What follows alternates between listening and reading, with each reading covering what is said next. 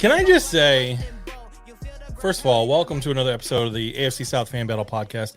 If I have to watch that clip of Derrick Henry stiff arming one of my players into oblivion one more time, I might just jump off a bridge. With all the complaints from Samantha about the whole Jalen Ramsey debacle, I'm gonna have to change it. So I'll update it for you. I'll have him step arm some Colts fans or something like that. All right, yes, thank you. Please, because just anybody but the Jags. All right, so welcome everyone, everybody, whether you're on Facebook, YouTube, wherever you are, we appreciate you tuning in to another episode of the AFC South Fan Battle Podcast. And today we are very excited to have with us a special guest from NFL.com, a fantasy football expert, someone who actually knows about football and is smart instead of, the normal jabronis that you get on this show. Michael Florio, not to be confused with the person that no one likes, Mike Florio. So we're going to call him the good Mike Florio. Mr. Florio, we appreciate you. Thanks for coming on. Thank you for having me. I'm excited to talk some football with you guys. I am a Bills fan, so I do not have an allegiance to any team in the AFC South, which hopefully makes you guys like me a little bit more. So how does it feel to be? How does it feel to be talking to the best Josh Allen? Yeah, I was gonna say, I'm sorry you have to deal with the subpar Josh Allen up there in Buffalo, but I don't know. He is my favorite player in the league. No surprise there. And people often get annoyed at me because I like to defend Josh Allen, but I feel like the hate has gone too far in the other direction this year. So I've done a whole lot of defending him. Yeah, I mean, I don't hate the guy. Just, my name being Josh Allen, I feel like I'm the better of the two Josh Allens. So, Do you own a Jags Josh Allen jersey? Listen, I don't buy Jags jerseys. That's a long story we don't have time for. Anytime I've ever bought a Jags jersey, that player has then either been injured or been cut in that same season. So I will buy one maybe like after he doesn't play anymore. But the last jersey I bought was Tony Pashos, and he blew out his knee. I think in like the 09 or 010 season. And I said, never again, I'm not buying any more jerseys. So I before that, David Garrard, the year David Garrard got cut, I don't know if you guys remember that story. He's at like a luncheon to start off the season. And they're just like, hey, David Garrard, guess what? You don't work here anymore. And it was super weird and awkward for everyone. Literally like 2 days before my David Garrard jersey had come in the mail. So I wore a David Garrard jersey that whole season. So I don't buy jerseys with anyone's name on it. So no, I don't have a Josh Allen jersey. Also, if you've been to any Jags games, when Duval gets drunk and angry when the team's not good, I don't need those people knowing my real name. So start on one of those things. All right. So Michael Florio, you work for NFL.com, fantasy football, and you're an NFL analyst. Tell us a little bit about what you do for NFL.com and what that's like. I'm always curious. Are you in like California? Like, cause I know they have like a big office out there near the Giant Stadium in LA. So tell us a little bit about you and what you do. Yeah, so I work for NFL.com, NFL Network, anywhere NFL media. And yeah, I am in LA. I am originally from New York City, moved out here for the job. I took an off-air position a few years back at the NFL Network and was lucky enough to get opportunities on air. So now you could catch me in the fall. Anywhere you hear fantasy football talk on NFL media, it's probably myself or Marcus Grant with a couple others sprinkled in. But yeah, NFL Fantasy Live on the network coming back next month. We still have the NFL Fantasy Football Show, our podcast that comes out weekly. We're going to be doing multiple a week very soon, going back to video format soon. Bunch of digital shows. Sweet. I write the start of Sid'em. I also host a show for Rotoballer on SiriusXM. So if you want to hear me talk about fantasy football, there's no shortage of places you can go. Hey, that's amazing. And joining Michael Florio, we have our normal panel of jabronis, starting off with our Texans fan, Matt Briggs, A1 Day One Texans, the shiniest head in the AFC lead South jabroni, all right? I'm the lead jabroni, head jabroni. No. Yeah. We also have our male cheerleader, Chase Shumway, relatively new to the show, but his mom on his first show outed him as a cheerleader. So that was an interesting experience. And we have Maximus, wishes he was Tom Brady, who is unfortunately a Titans fan, but we like him anyway. And then representing the reigning division champions, Matt G Sports, who is the host of the Jaguars Fan Battle on the network. So tell us a little bit. Let's, I guess, go team by team. Let's start with the worst team in the division, the Colts. Is there anybody worth drafting on your fantasy football team from the terrible team that plays in Indianapolis. The Colts are probably my second favorite team in the division when it comes to fantasy players. Give me Anthony Richardson all day long. Wow. I think. All right. Yeah. Look, I don't care what he does. Justin Fields last year threw for 2,200 yards and 17 touchdowns and was a top 5 fantasy quarterback because of his rushing ability. So I think Anthony Richardson could do that. I love me some Jonathan Taylor. I will say I'm a little bit weary on Michael Pittman. I love him as a player, but he's going a little bit early for I don't know how the passing game will look early on. So because of that, though, if I take Richardson, I'll pair him with Alec Pierce a whole lot later. But I'm excited. I was a Anthony Richardson fan before the draft, and I was hoping he landed in Indy.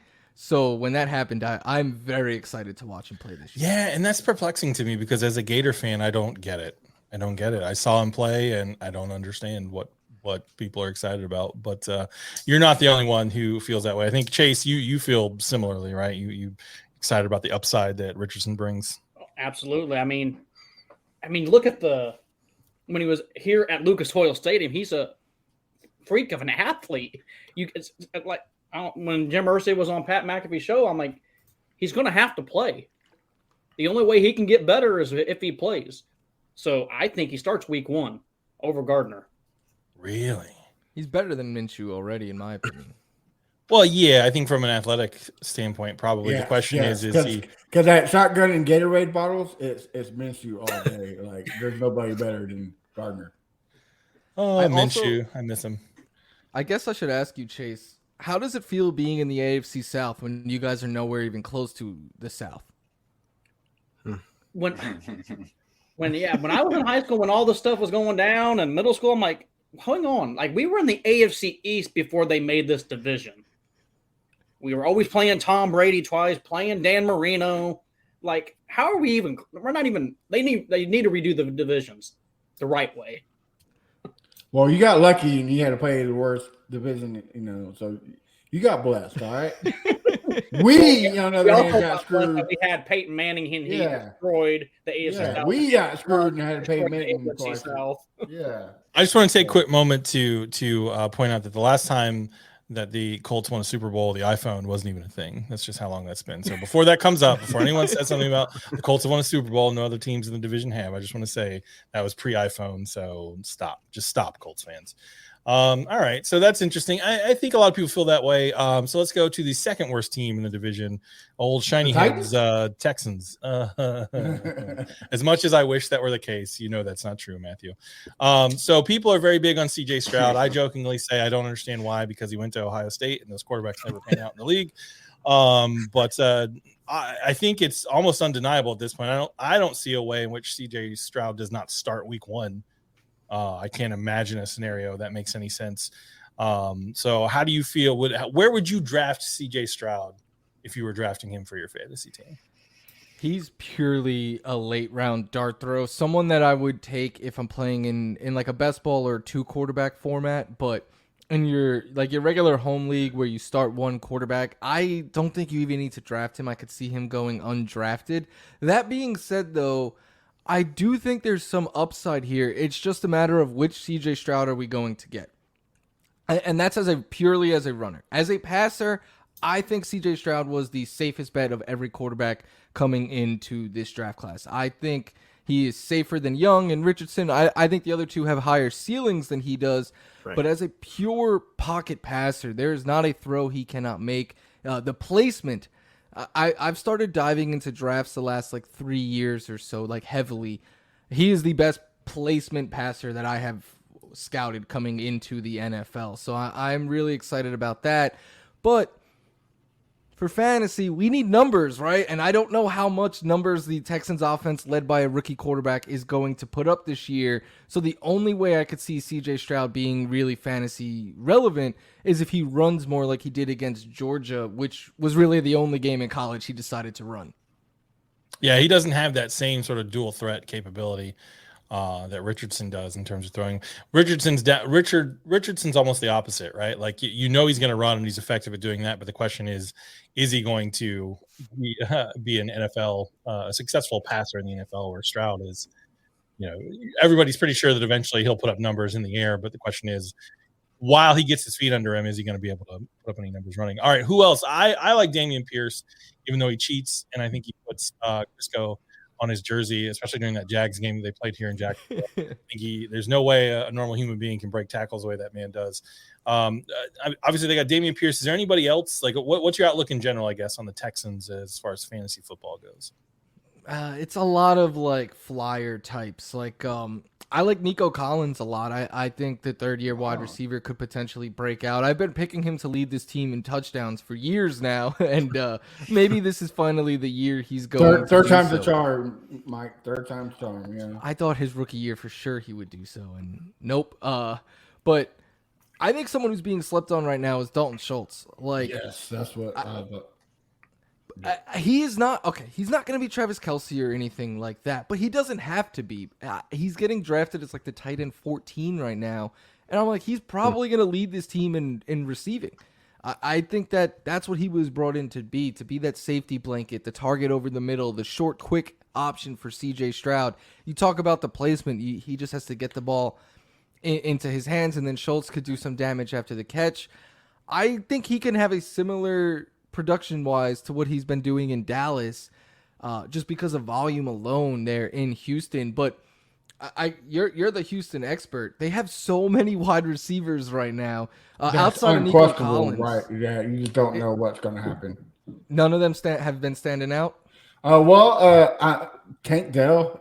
A lot of people loving Tank Dell, but Mechie's still hurt from the knee. And also recovering from cancer, so I'm glad to see him back on the field. But yeah, there's a lot of question marks because they're so young. Like you said, Nico Collins right now is really the only kind of bright spot. But and Amari Rodgers, I guess, is having a great camp. But hopefully we're not talking he's the number 2. If we are, and we're in serious trouble. But I agree with you. I think Dalton Schultz.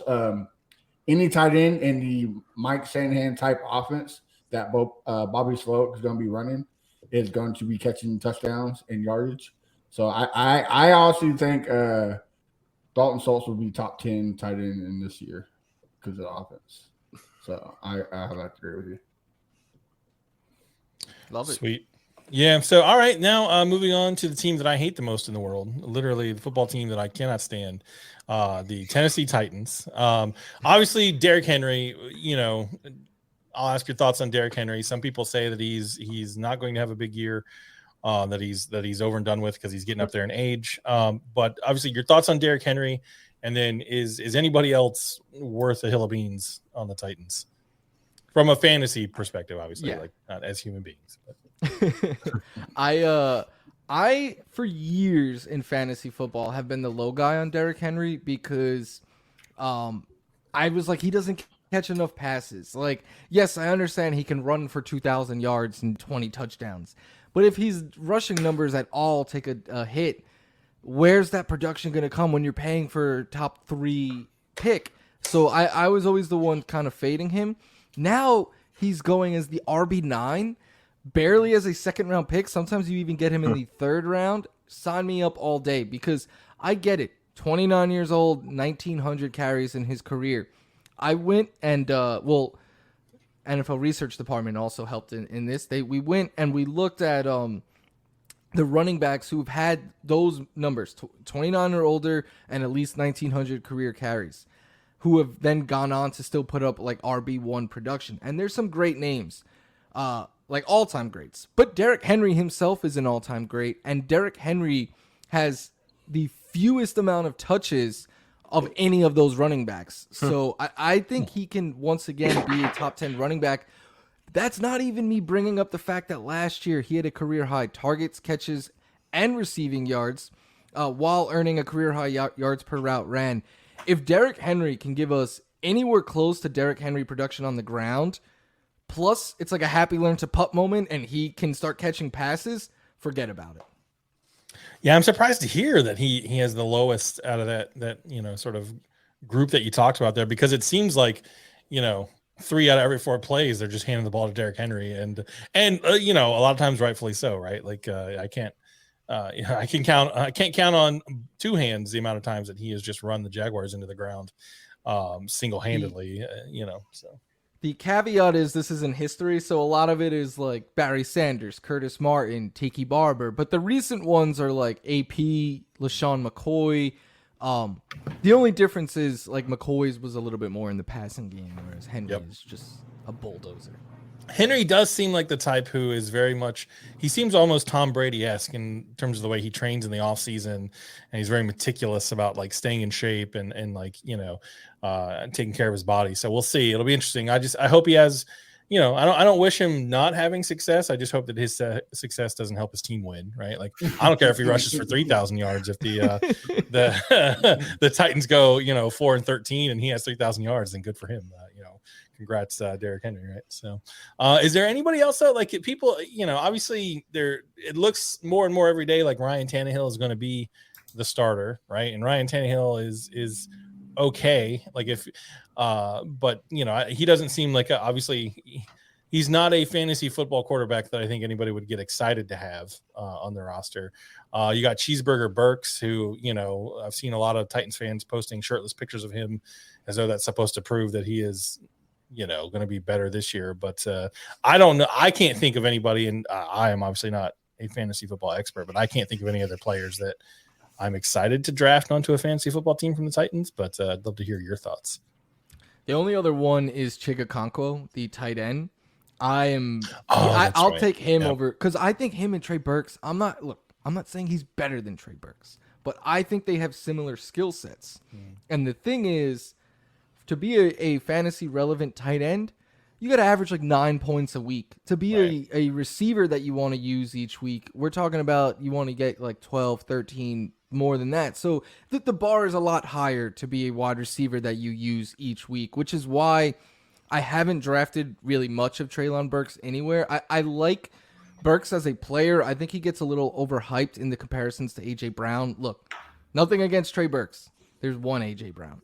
But with Okonkwo, he got more and more volume as the year went on. He is an amazing after the catch weapon, so I could really see him being utilized in that area a whole lot.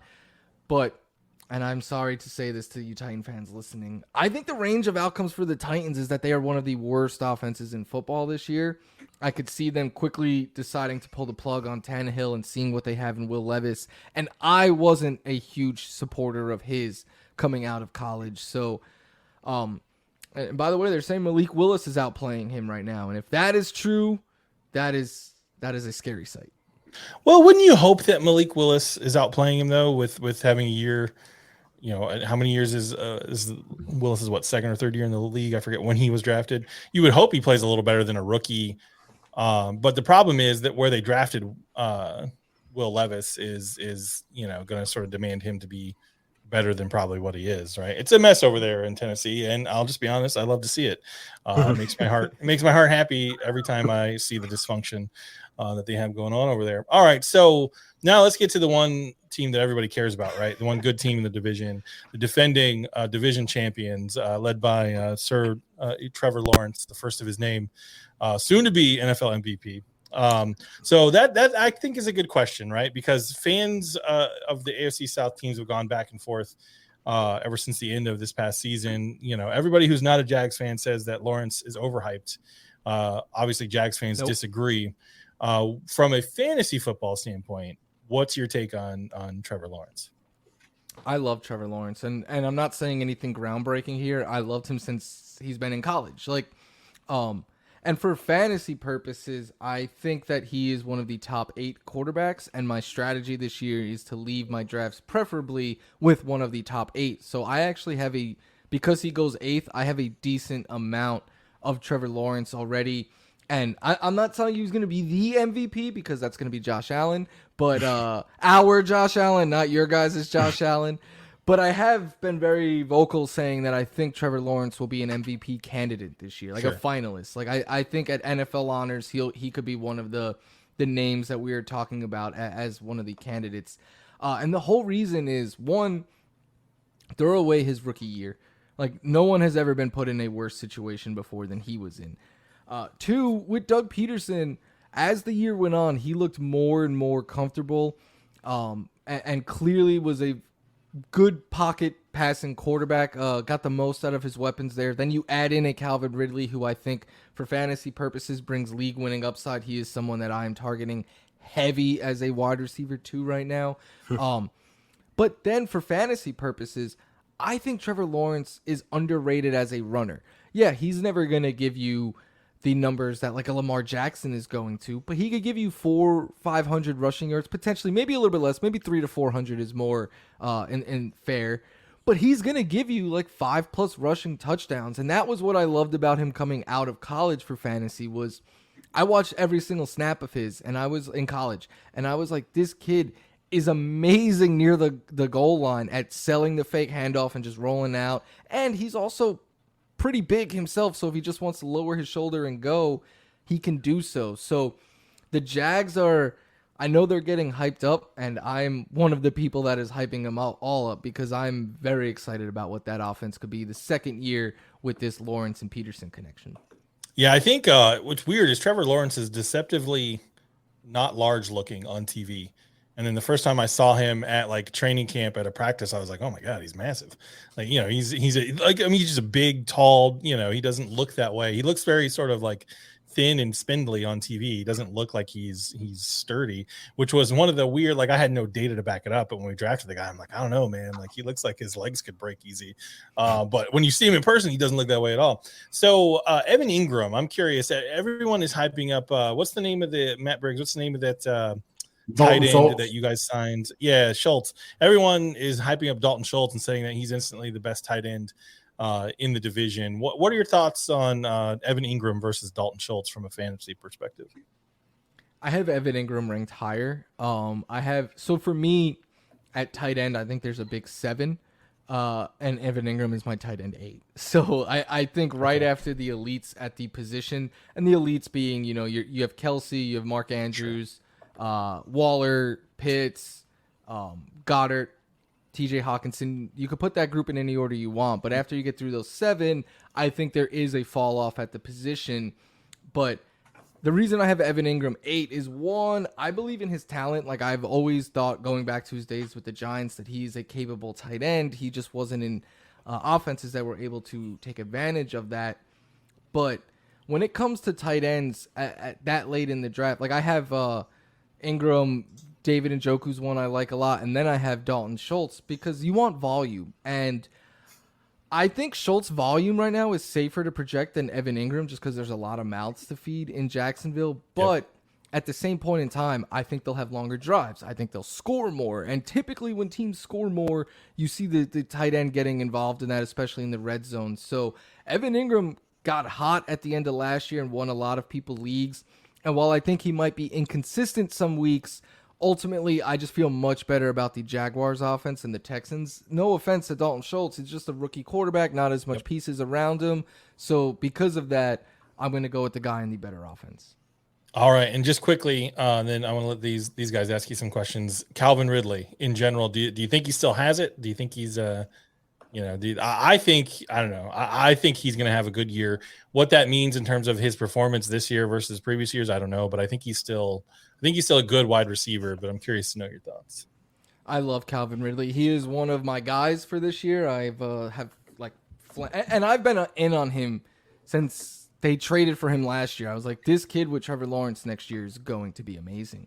And the thing is, like, I know Christian Kirk had a great year, but if you compare their stats year by year, Calvin Ridley is the much better receiver. He has multiple seasons where he's earned a better next gen stats rating than Christian Kirk did last year in his best season. So think of everything Christian Kirk did last year and how good he was for fantasy. And now imagine if an even more explosive, better receiver was out there.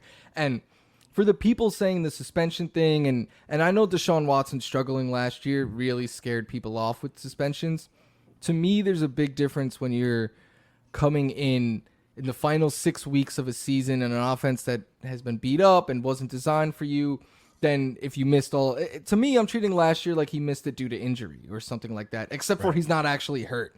Right. So I'm very bullish on Calvin Ridley. And he said he could give you guys 1,300 yards, I think, in his Player Tribune article. Let's try to get that number even a little bit higher. Hey, I'm for it. The more the merrier in terms of yards from Calvin Ridley. And I wonder too if Ridley will open up opportunities for Kirk and the other receivers, right? Because they're gonna if Ridley has the year that a lot of people think he's gonna have, then he's gonna draw attention from defenses, which then should open up some opportunities for the other guys to make a splash in games. But we don't we don't know for sure. We'll see. But all right, so Matt Briggs.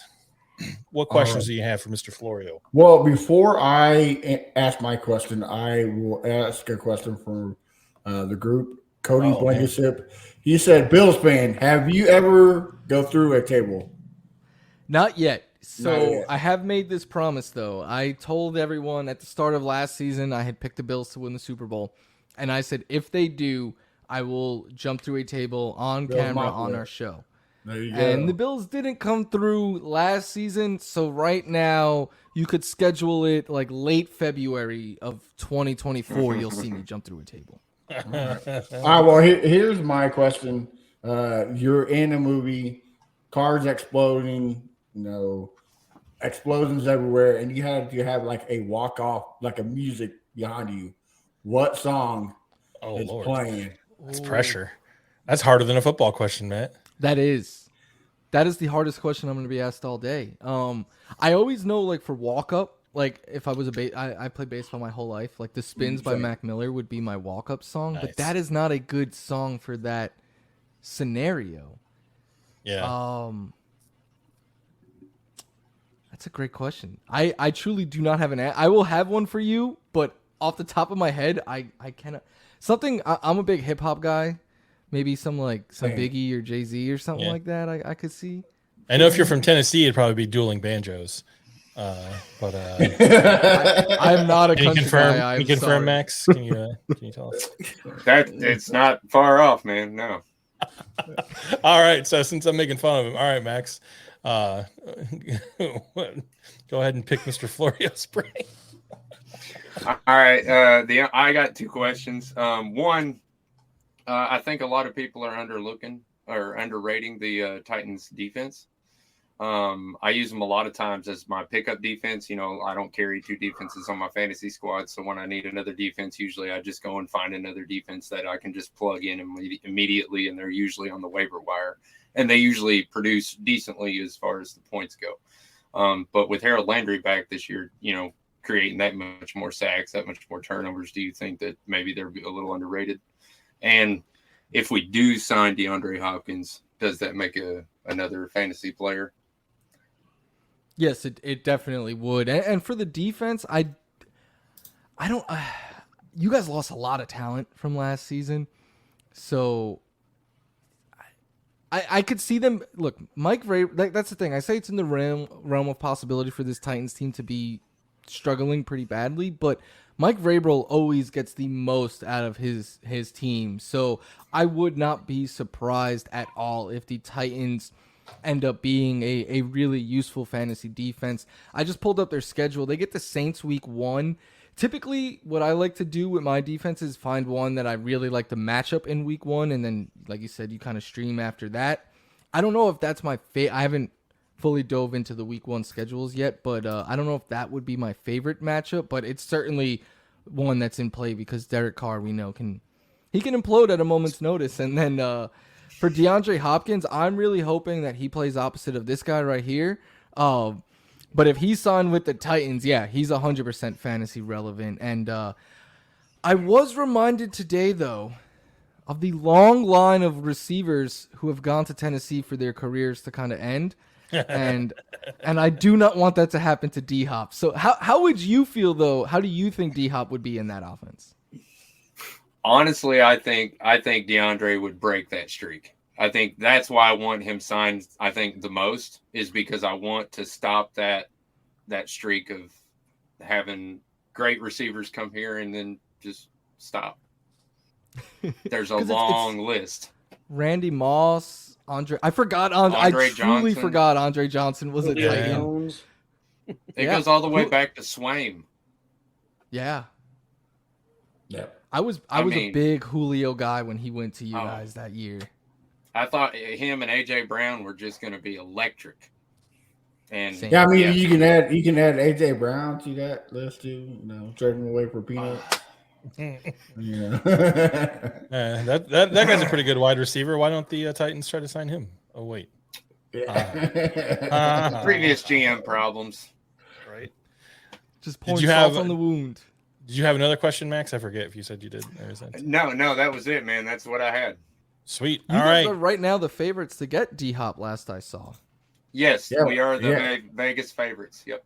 Went from plus 500 to minus 300. So Yeah, they're working on getting him an endorsement with Hellman's mayonnaise. So Anything we can do, man. Dukes. Anything. We're doing everything. Throwing it all at him.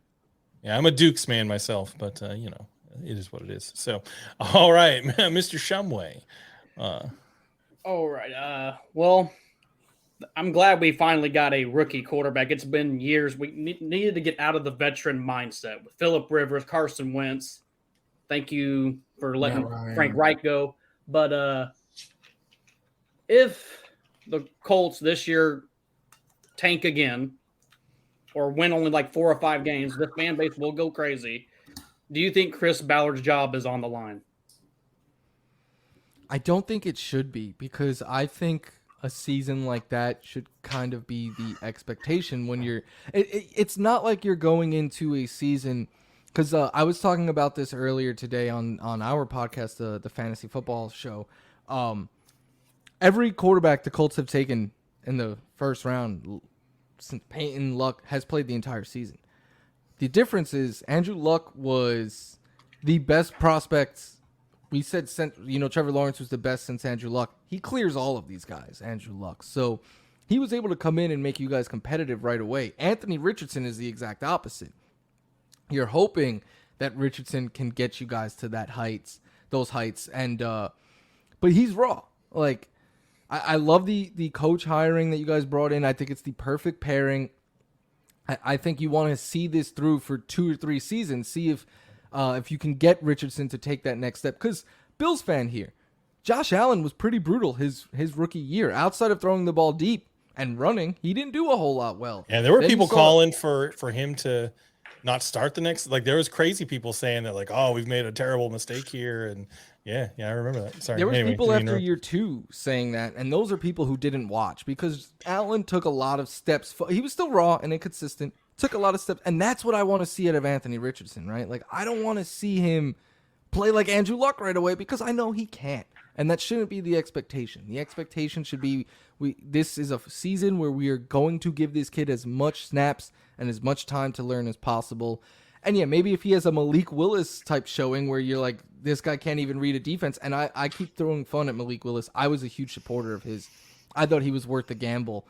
I still think he is if you can give him time to kind of develop, but a quarterback like that, and as young as Richardson is, you need to be in the long term here. So, because then once you fire the GM, then you start talking about maybe the coach, and that's terrible for a young quarterback, in my opinion. Yeah, I think maybe it depends on how the season goes too. If they get a hot hand, come out, win 4 or 5 games early, and just skid through the rest of the season, I think some of that, whether Ballard is on the hot seat, will depend on how it played out, right? Yeah, I'm guessing you do. I was just gonna say I have a question for Chase. All right.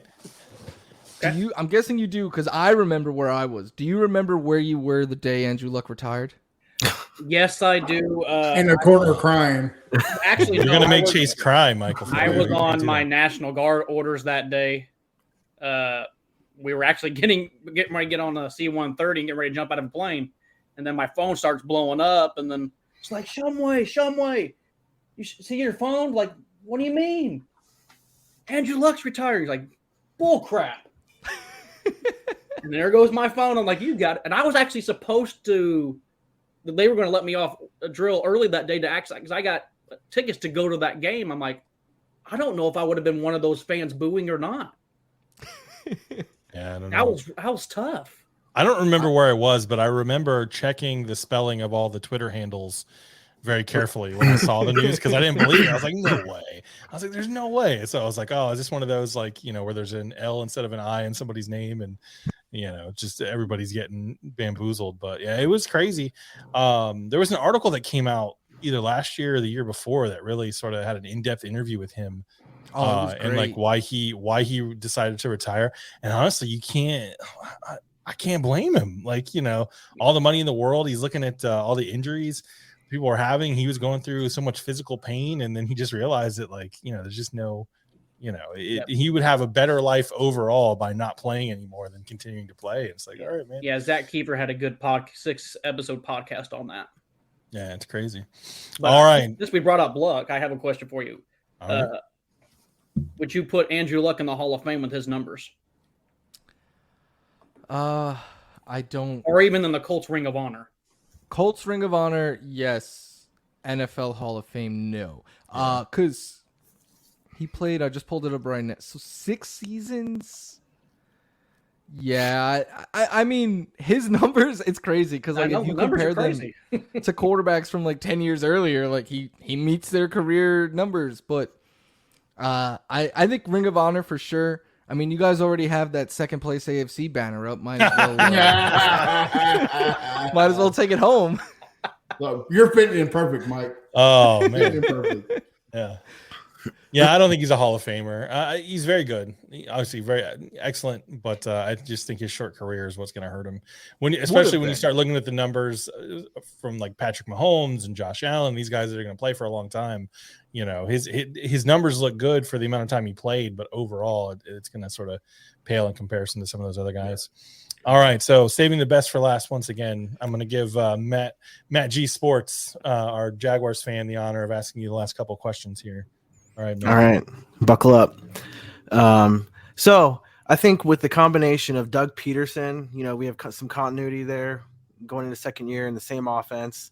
With the combination of a stellar wide receiving core along with our running back core, I think we're going to put up some crazy numbers on offense this year. I think, Doug Peterson sets up the run with the pass, right? So we're going to see a lot of passing yards, I think, this year.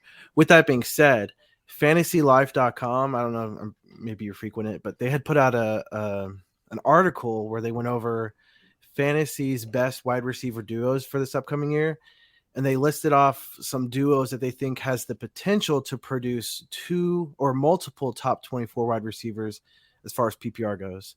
And this is what they think they'll do. And they listed off a couple of them. Obviously, the Bengals with Jamar Chase, T. Higgins, Miami, Philadelphia, Seahawks. And the Jaguars were there with Calvin Ridley and Christian Kirk. So what are your thoughts on that? Do you think the Jaguars have the potential to produce 2 top 24 wide receivers in a PPR setting? There's only one ball, and there's a lot of talent on the offensive side of the ball for the Jaguars. Do you think that's possible? Yeah, I certainly think it's possible, especially because the way that their top 2 players produce. Like, Calvin Ridley is one of the best field stretchers in the league, and he's also a really good red zone presence. Those are the 2 best ways for a receiver to score. Because think about it. 1 50-yard catch and a touchdown that's equivalent to, in a PPR league, that's 12 points right there. That's equivalent to like 5 catches for 70 yards. It's just a lot easier to have success when you have those big chunk plays and you can score touchdowns. And Christian Kirk, while he's not, in my opinion, the field stretcher or the receiver that Calvin Ridley is, he is also a very good field stretcher and can win downfield. And not as good in the red zone, I would say, as Calvin Ridley, but I don't have them ranked both as top 24. I have Ridley in my top 20, even in my top 15. I have Kirk just outside my top 24, but I continue to say, like, I think he's a good fallback wide receiver 3 in fantasy purposes. I just don't think I want them on the same team, whereas like if I had Chase and Higgins, I'm okay with it. I like having these guys a little bit because I could see it being a week to week kind of thing with Christian Kirk. Okay. Well, and the Jaguars offense is great, but their defense is not there. So, I mean, there can be a lot of close games where Trevor Lawrence is throwing the ball a lot. So that could help those 2 guys get the yardage and catches they need. So, yeah, big possibility.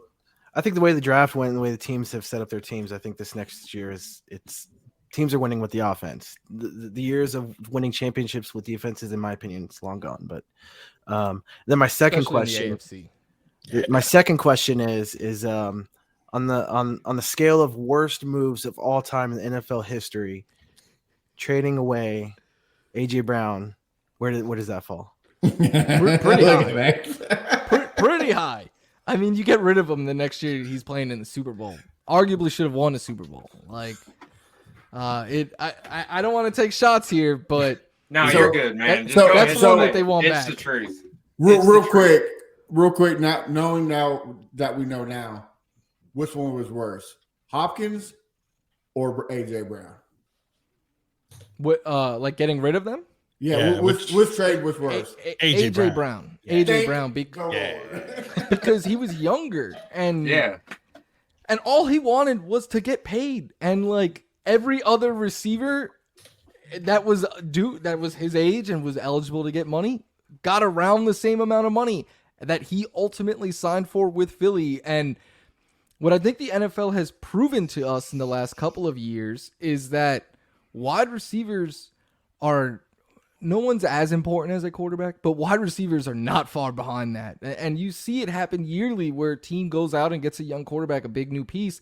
I like to say it started with the Bills and Josh and getting Stephon Diggs a few years ago, but it's really worked out for a lot of these teams. And no offense to the Titans, I think we're sitting here talking differently about their offense if they still have AJ Brown. Oh, for sure. Oh yeah, totally. Yeah. So even though it was a bad, thing to do, I'm glad they did it. Right, it makes me happy that they traded him away. So all right. So, but can I ask all of you guys a question? You can Sure. all answer at once. Absolutely. Who's going to win the division this year? The Jaguars, Jaguars.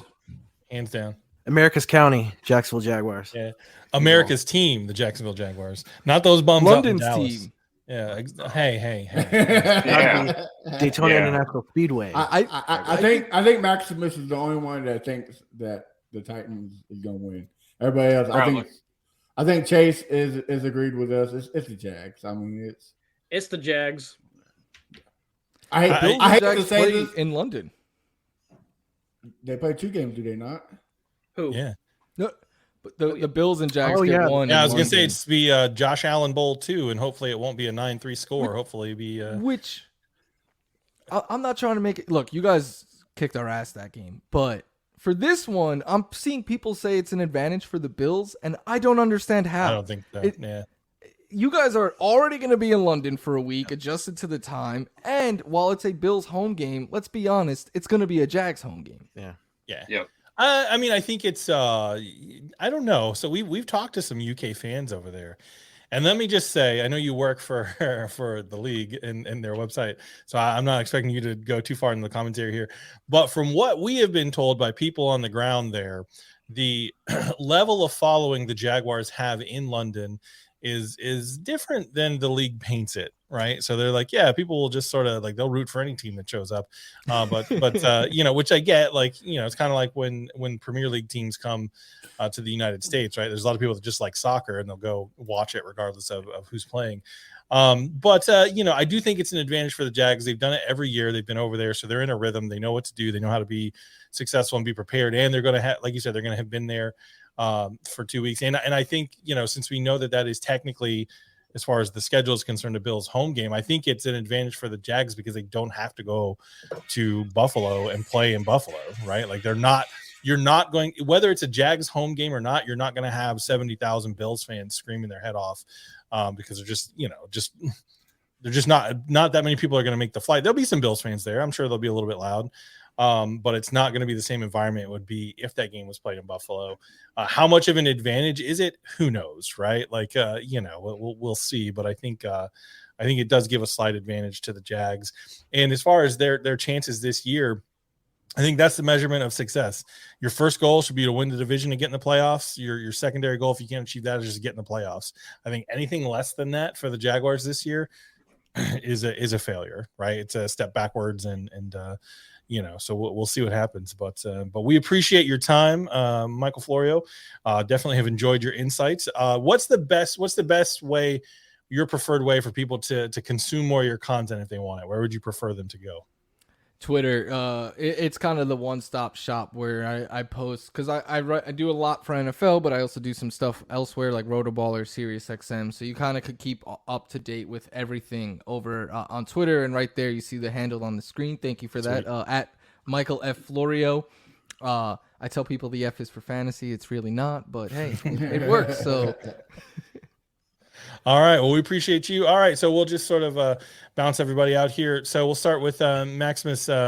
Maximus is the host of the Titans fan battle on the network. So where can they find your content, Maximus?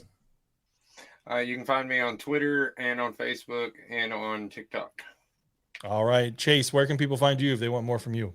I am on Facebook and I'm also on Twitter. All right. Mr. Briggs, Shiny Head Texans fan. Yeah, you can find me on the Texans fan battle where we usually record tonight, but we have a special guest tomorrow and we wanted to celebrate National Houston Day. So we will be recording tomorrow. Hey, 713 day. 713, baby. So check us out there. And you can follow me personally, A1 Day One Texans everywhere, Threads, whatever the new app is. Whatever it is, that's where it is. So. All right. And you can find me on Twitter. Josh Gives Up. Matthew Greaves, sir, where can people find you? You can find me at Matthew G Sports on all of the socials except Threads. I haven't taken the time to set that up, but you're not missing much. It kind of sucks so far. Yeah. So, all right. Well, Mr. Florio, we appreciate you. Thank you for obviously the rest of our panelists being on the show. We appreciate anybody watching out there. And last thing to say is that Sam loves Jalen Ramsey. Very much so.